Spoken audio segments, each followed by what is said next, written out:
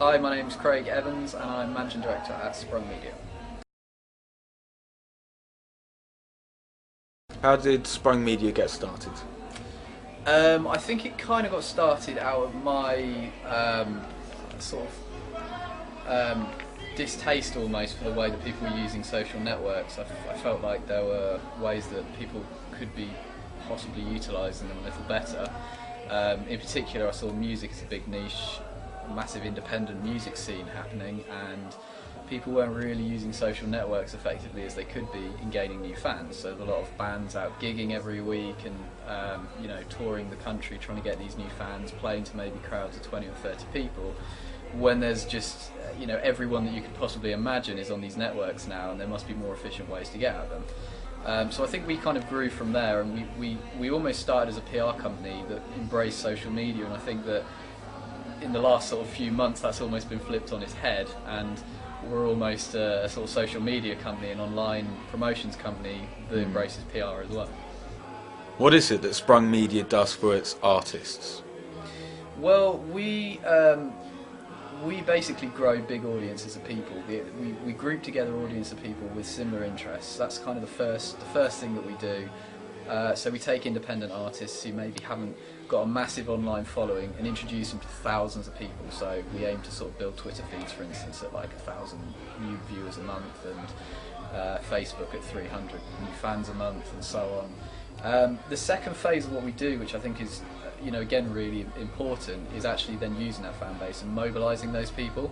And I think that is really where we're kind of making a name for ourselves in general, is actually in mobilising fan bases and people to work on behalf of artists.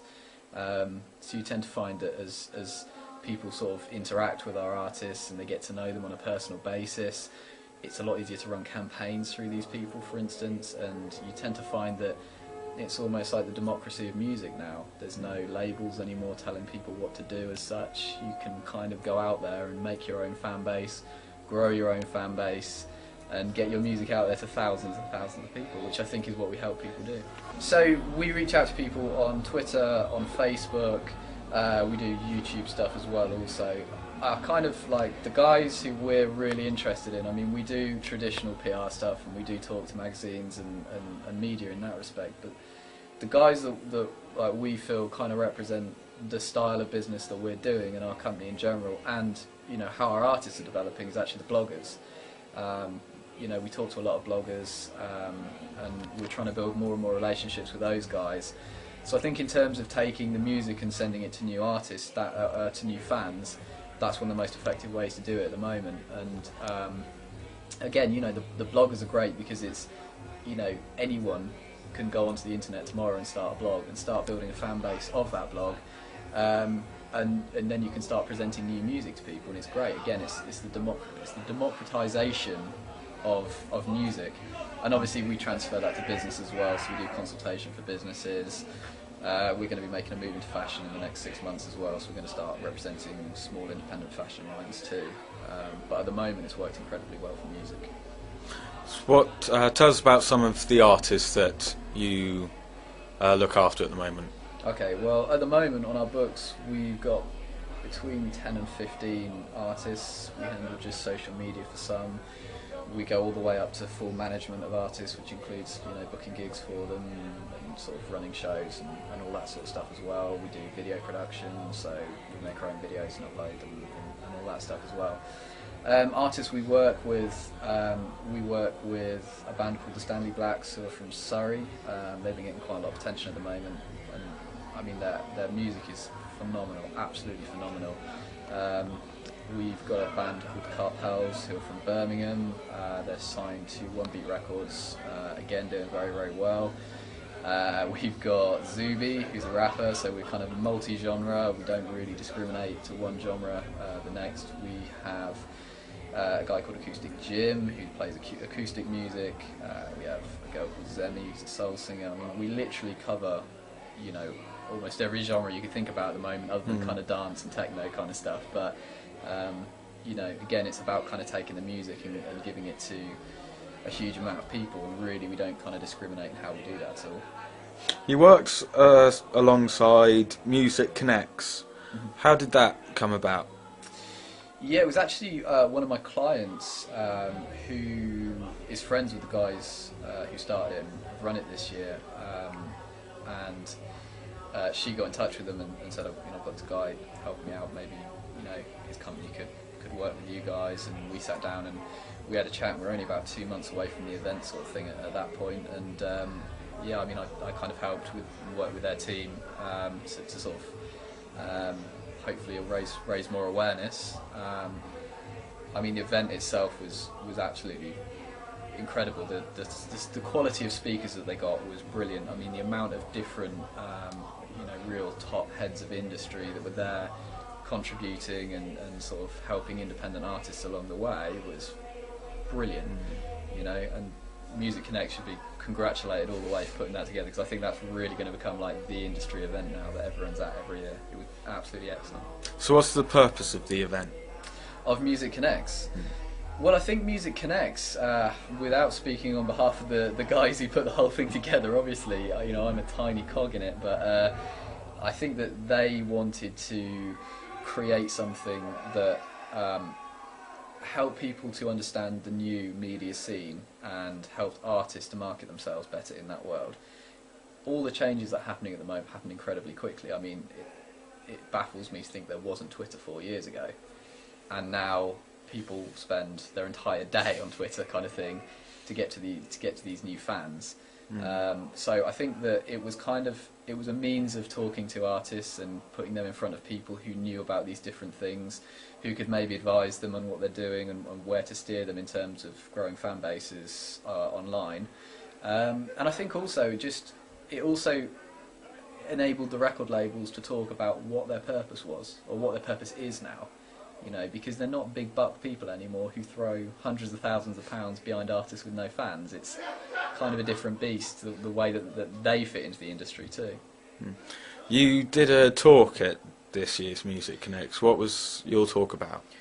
I did, yeah. I talked on Twitter, actually, which I spend too much time these days talking about Twitter. I feel like I spend my entire life talking about Twitter, which is the most fickle thing in the world. But yeah, no, I did a talk about how independent artists can grow their followings on Twitter and how they can utilise that, which is obviously, quite a big part of what Sprung Media does anyway. And I think it went down okay. I think there's a lot of people. It kind of showed me that there is a massive kind of lack of understanding of ways that you can use the network to grow fan bases. So it was really good to kind of touch base and meet some new people. We met some great new contacts through there, who are hopefully going to be doing some business within the next few months as well.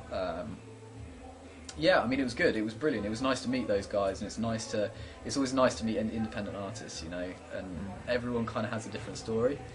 And everyone has different problems in promoting themselves as well. There's so many different platforms now.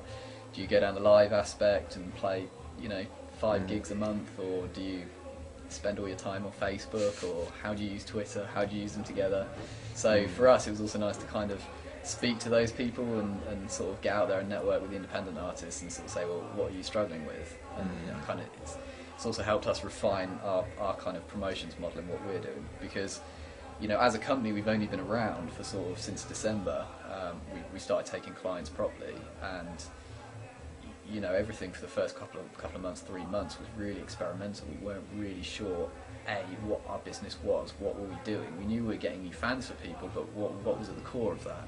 And I think it's only recently we've really established what it is that we do, and we've been kind of doubling in size for the last 3 or 4 months, and that is just happening and happening and happening. Because I think we keep speaking to these independent artists, and we keep kind of refining what it is they need and what it is they want. So you've worked with Music Connects, but you've also started working with One Beat Records. How did that come about? I've been, for quite a few months actually. Like when One Beat came about, I was really keen to work. I actually heard about the record label through a band called the Arcadian Kicks, who've got brilliant sound. There's a track called 19 Days, which I saw online. The record label is actually owned by John Brooks, who drums for the Charlatans, and his business partner Ian Light. So I kind of dropped them an email a few times and said, "Look, this is what we're doing," and they were just kind of waiting.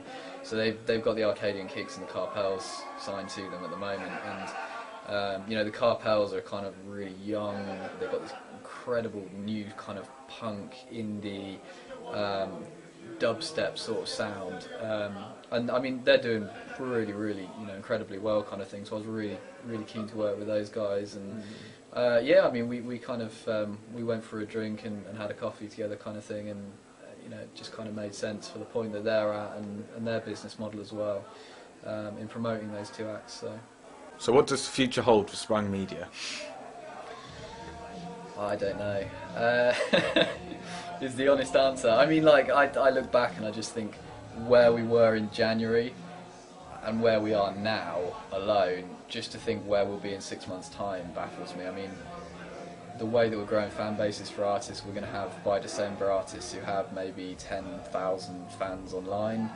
The way that we can then mobilise those fans towards pressuring people like radio stations, national press, record labels, with these huge fan bases in place, there's a lot of people who are going to suddenly kind of looking at them, and quite honestly I don't really know exactly where we're going. It's just that we're kind of working out as we go, and it's been working really well so far, and we've kind of proven our promotions model works.